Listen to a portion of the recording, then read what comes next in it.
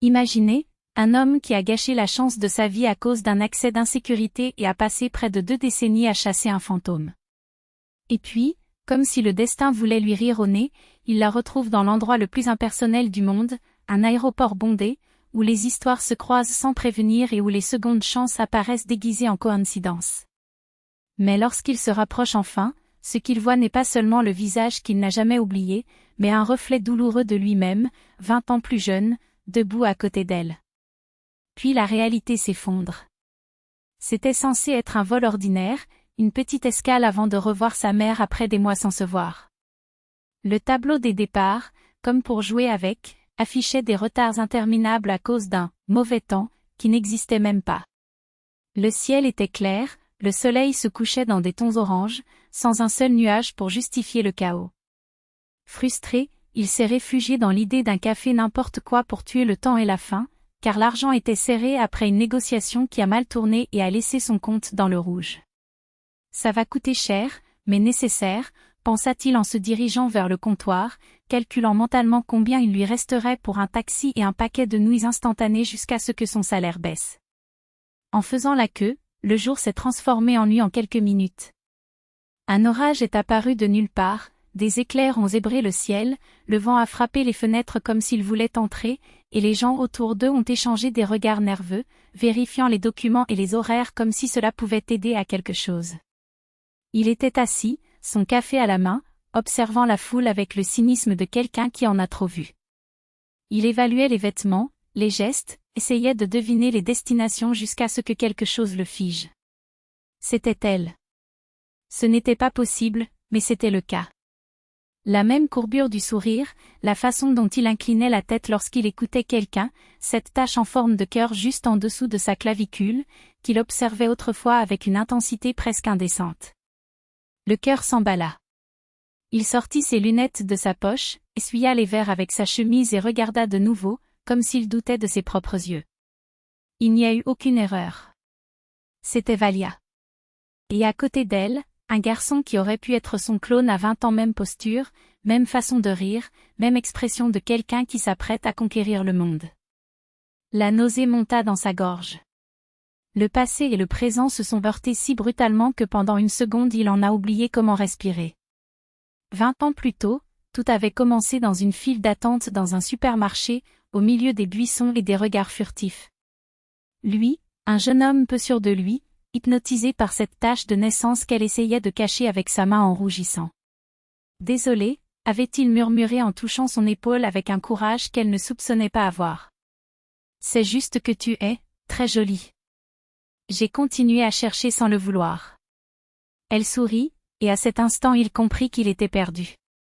L'arbuse resta en arrière, au lieu de cela, une promenade jusqu'à chez elle, une excuse idiote pour prolonger ce moment, une demande téléphonique écrite sur une serviette froissée.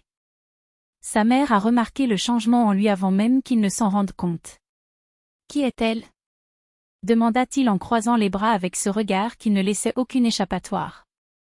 Il essaya d'esquiver, mais il savait que c'était inutile. Personne d'important. Pour l'instant. La vérité est que Valia était tout, douce, fragile et si différente des femmes que sa mère approuvait. Leur première rencontre officielle fut un désastre prévisible. Sa mère, avec sa personnalité écrasante, bombardait la pauvre fille de questions envahissantes, jugeant chaque réponse. Seule la grand-mère, avec sa sagesse tranquille, intervint. « Laisse cette fille tranquille, ma fille. L'important n'est pas d'où elle vient, mais comment elle te traite. » Et apparemment, ce garçon ici est plus vivant que jamais. 6 mois plus tard, il avait même choisi une bague. Mais la vie aime jouer des tours. Un soir, après un dîner de famille, sa mère a lâché la bombe. « J'ai vu ta Valia aujourd'hui, en train de serrer un autre homme dans ses bras. Un grand type, très différent de ton romantisme idiot. » Il sentit le sol disparaître. Cela ne pouvait pas être vrai. Où est-ce possible ? Le doute le rongeait jusqu'à ce que, le lendemain, il affronte Valia dans le parc. Ta mère a dit qu'elle t'avait vu avec quelqu'un. Son silence était suffisant. Ou du moins, il le pensait.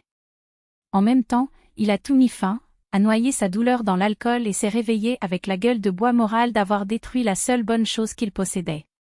Ce n'est que plus tard, lorsque sa grand-mère le secoua par la chemise et lui demanda des explications, qu'il découvrit la vérité, l'autre homme était son cousin de passage en ville. Mais il était trop tard. Valia était partie littéralement. Sa mère ouvrit la porte avec un regard glacial, elle est partie vivre avec son père. Il ne revient pas ici. Il essaya d'appeler, essaya de la trouver, mais c'était comme chercher une aiguille dans une botte de foin continentale.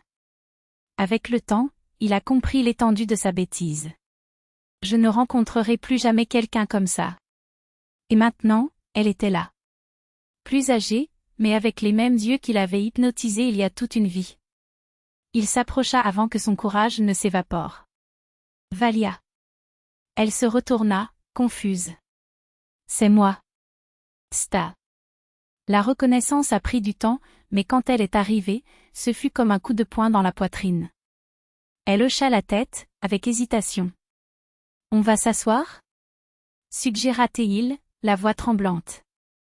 Parce que certaines histoires ne se terminent pas là où elles devraient. Certains méritent un second acte.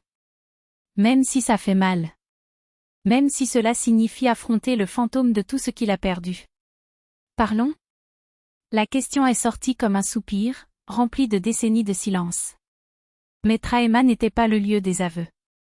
Le serveur les regardait avec dédain lorsqu'ils essayaient d'occuper la table de Sta, comme si même l'air de ce café savait qu'il n'y appartenait pas. Valia échangea quelques mots avec le garçon, son petit-fils, comme il le découvrirait dans quelques secondes avant de se tourner vers Sta avec un sourire qui n'atteignit pas ses yeux.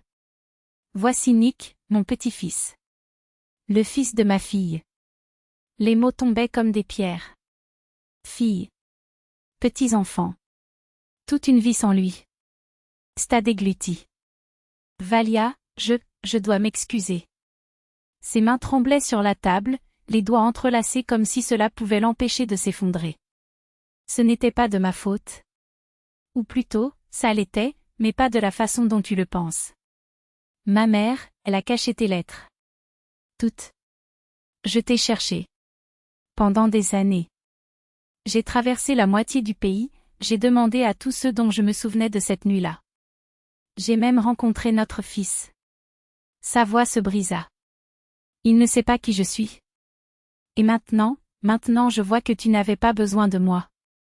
Elle rit, d'un rire doux, presque triste. Non, Sta. Je n'étais pas obligée. Ses doigts jouaient avec le bord du verre, comme s'il mesurait chaque mot. J'ai déménagé dans une autre ville. J'ai recommencé. J'ai épousé un homme bien. J'ai ouvert une entreprise. J'ai donné une vie décente à notre fils qui, d'ailleurs, est sur le point d'obtenir son diplôme de médecine. Et puis Lisa, ma fille, est arrivée. Son regard se tourna vers son petit-fils, qui riait de quelque chose sur son téléphone portable, inconscient de la tempête qui se formait autour de lui. Ils sont ma famille. Ma vraie famille. Le sol s'ouvrit sous les pieds de Sta. Il avait imaginé ces retrouvailles 1000 fois, mais Valia n'était heureuse dans aucune d'entre elles. Dans aucun d'eux, elle n'avait remplacé le vide qu'il avait laissé derrière lui. Est-ce que as-tu besoin de quelque chose? De l'argent, n'importe quoi. Non. La réponse fut ferme, presque douce. Nous allons bien. Très bien. C'est alors que la voix coupa l'air comme une lame. Grand-mère, d'où connais-tu ce type? Sta leva les yeux et le vit. Le fils. Son propre sang, à quelques pas de là, avec le même front large, le même menton têtu qu'il voyait chaque matin dans le miroir. Le garçon regarda Valia avec curiosité, mais lorsque ses yeux rencontrèrent ceux de Sta, il ne le reconnut pas. Pas de colère. Rien. Juste de l'indifférence. Et puis la grand-mère du garçon, sa grand-mère, la mère de Valia apparut comme un spectre entre eux, les lèvres pincées de dédain. Stasique. Quelle surprise. Le ton était si sec qu'il aurait pu allumer un feu. Je vis toujours aux dépens des autres, je vois. Il se releva, abasourdi. Tu savais. Pendant tout ce temps, tu savais où elle était et tu ne me l'as pas dit. Et qu'est-ce que tu aurais fait, hein? La vieille femme s'avança, ses doigts osseux pointés vers sa poitrine. Quel âge as-tu encore avec maman? Tu ne cuisines pas, Tu ne fais pas ta lessive toi-même, tu ne peux même pas garder un travail plus de 3 mois. Que pourrais-tu offrir à ce garçon? Elle se tourna vers son petit-fils qui les regardait avec un mélange d'ennui et de pitié. Celui-là? C'est l'homme que ta grand-mère t'a caché toute ta vie. Le père qui ne t'a jamais vraiment cherché. J'ai regardé. La voix de Sta se brisa. Tu ne comprends pas, Vous avez cliqué sur les profils Facebook, Stasic. Ce n'est pas de la recherche. C'est de la paresse déguisée en désespoir. Elle secoua la tête, comme si elle était déçue par un étudiant stupide. Valia méritait mieux. Méritait mieux. Et elle l'a eu. Un mari qui l'aimait, des enfants qui la respectaient, une vie que vous ne pourriez jamais lui donner. Ses yeux se tournèrent vers Valia, qui hocha silencieusement la tête. J'ai protégé ma fille. Et j'ai protégé ce garçon aussi. Pourquoi toi? Tu n'étais rien de plus qu'un garçon effrayé, et les garçons effrayés n'élèvent pas d'enfants. Sta regarda son fils qui s'éloignait déjà, son téléphone portable à nouveau dans les mains, comme si cette scène ne valait même pas une seconde de son attention. J'aurais au moins pu le rencontrer. Je lui ai parlé. Tu as dit quoi? La vieille femme éclata de rire, un son dur. Que tu existes? Qu'il est le résultat d'une erreur de jeunesse?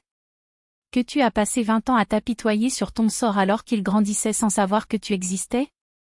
Elle s'approcha, sa voix se transformant en un murmure venimeux. Il a 18 ans, Stasic. Il sait déjà qui il est. Il sait déjà qui il n'est pas. Et toi? Elle regarda Valia, qui observait la scène avec un calme inquiétant.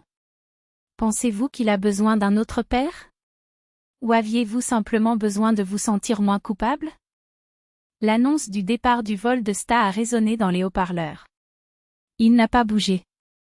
Pas quand Valia lui a dit au revoir avec un signe lointain. Pas quand son fils est parti sans même le regarder une dernière fois. Pas lorsque la vieille femme lui tourna le dos en marmonnant quelque chose à propos de « perte de temps ». Ce n'est que lorsque le dernier passager le dépassa que Sta se leva. Il jeta un dernier regard à l'endroit où Valia était assise, où sa vie, celle à laquelle il ne faisait pas partie, se poursuivait, inconscient de son existence. Dans l'avion, alors que la ville devenait un flou de lumière au-dessous de lui, Sta ferma les yeux. « Maman attend », pensa-t-il. Et pour la première fois, cette idée ne le consolait pas. Il posa sa tête sur l'appui-tête, épuisé. La vieille femme avait raison. Il n'avait jamais mérité un deuxième acte.